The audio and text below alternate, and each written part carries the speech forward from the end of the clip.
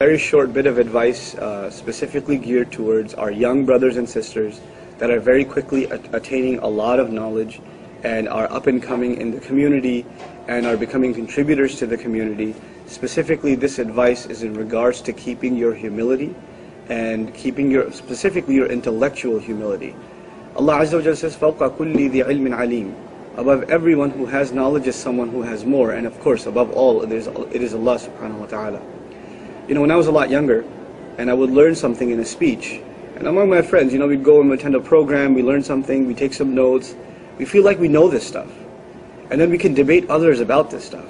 And we can go talk to someone, that guy doesn't even understand. Doesn't he know this ayah, this hadith, this evidence, this proof, this one, you know, this scholar said this, that scholar said that. You've got all these references in your head, and you're using them to throw them like, you know, like ping pong balls at the enemy. Right, you're shooting at the enemy with these evidences, and it seems like you're only learning this stuff so you can outdo someone else in debate, and to show them up in debate. So the knowledge you're acquiring is not to add to your humility, but it's to take away your humility. And this is the way of the non-believer. You know, the non-believer acquires an education to put a title next to their name, Dr. So-and-so, PhD so-and-so, Professor so-and-so. And this knowledge, you know, before they even say their name, they say their title, so you better know, I have more knowledge than you. But the knowledge of deen, however, it's supposed to be something, the more you have, the more it humbles you. The more it humbles you. But if you have knowledge, and the more judgmental you're becoming, the more you're like, this one's deviant, and that scholar was wrong, and this one was out of line, and this and that and the other. How much have you studied compared to them that you can pass commentary? That you can just talk about them like that? And not just about them and the imam in your community or elders in your community. If you don't agree with something they did, first of all, you are in no position to pass a fatwa on them. You have no qualifications. I'm a beginner student, wallahi. I don't say this out of artificial humility. I'm a beginner student of the Quran. I have to study 28, 29 tafasir for a single ayah to try to get some understanding of what the ayah is saying. And me personally, when it comes to a hadith, I shut my mouth. Why? Because I know I'm not qualified to figure this stuff out. There is so much scholarship involved in deriving conclusions from a hadith of the Prophet ﷺ, from the issues of isnad, to the issues of the context in which it was said, to the issue of how it was understood by the consensus of the companions, radiallahu anhum ajma'een, to the issue of how it was understood by the greatest fuqaha of this deen. There are several complex issues here, and for you to just pick up the Bukhari and read a translation of a hadith and then start arguing with someone, this is a disservice to the sunnah of the Prophet ﷺ. And second of all, you don't even understand the language. You're just reading, spewing it off of a translation. How dare you? Students come to Imam al-Shafi'i rahimahullah, they come to him, we want to learn hadith from you. We want to learn hadith from you. You know what he says?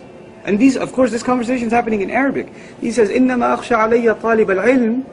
The thing that scares me, the thing that scares me the most is a student of knowledge, الَّذِي لَمْ يَتَعَلَّمِ النَّحْوَ. The one who didn't even learn proper syntax, deep understanding of grammar. And who's saying this? Al-Shafi'i, who spent 20,000, you know, a third of his wealth he spent learning the Arabic language, and the other 2/3 learning hadith. And by the end of it, he said, I wish I spent my other 2/3 that I spent on hadith, even that on Arabic. That's how concerned he is about deepening his knowledge of this rich, rich, rich language. Just because you've taken 2 courses in some book on Arabic studies nowadays, and you've attended a weekly halaqah on some grammar, you are not qualified to be commenting on a hadith. You are not. I am not, and you're not. This is the work of muhaddithun and scholars to comment on it. And for you to read an article or read a paper and read some excerpt that you barely understand, you don't even know what those terms mean, and for you to swoop else, it's absurd. And it's a disservice to the sunnah of the Prophet ﷺ. We have to be careful when we speak on his behalf.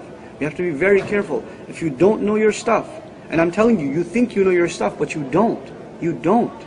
Humble yourself to the people who have knowledge. You know, فَاسْأَلُوا أَهْلَ الذِّكْرِ. Ask the people of remembrance, the people of knowledge. إِن كُنْتُمْ لَا تَعْلَمُونَ. If you yourself don't know. You know, I didn't finish that quote of Imam al-Shafi'i, I'll just share that with you and I'm done. He says, الذي لم يتعلم النحو أن يدخل في قوله صلى الله عليه وسلم من كذب علي متعمدا. He says, I fear for the student who doesn't study Arabic deeply, and this is just one of many conditions of studying the Sunnah. Arabic is just one of many conditions. He says specifically only about Arabic even. If you don't even fulfill this, I fear I will teach you hadith and you will fall victim to the warning of the Prophet ﷺ when he said, whoever makes a lie against me on purpose has guaranteed himself a place in hellfire. He was scared to teach people a hadith because he knew these guys, these Arabs, they're Arabs. And they knew Arabic, and he says, no, you don't know Arabic. You don't know enough. I can't teach you hadith. Subhanallah. And here we are in our times, you're Googling a hadith in English, and you don't know the first thing about what a sharh of a hadith is, or what the historical context. You know nothing about it, and you feel qualified to speak on behalf of the Sunnah. This is an act of arrogance, not an act of service to the deen. Don't delude yourself. Last comment about this is very important. You're young right now. And when you're young, the world is black and white. Everything is very clear to you. How can people disagree with me? I have all the knowledge in the world. When you get a little bit older, hopefully you'll mature a little and realize, how stupid was I when I was that young? How stupid when I used to think I know this stuff, when I don't. Before you hit the brick wall and it's too late, and then you realize it after you've done a lot of damage to others and yourself, realize that now. Realize that, don't fall into the trap of others who've gone down this road and learned things the hard way. And that includes myself. I used to be like that too. I used to think that I know some things.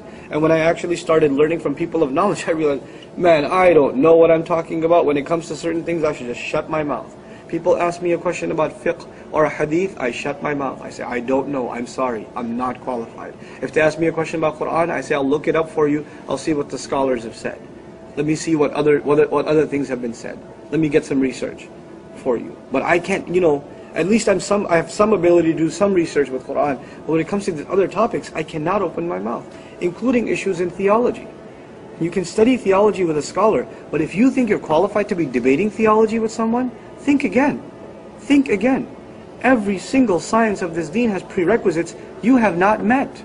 You just haven't met them. If you're serious about learning, be serious about learning. If you're only learning to debate with others, check yourself.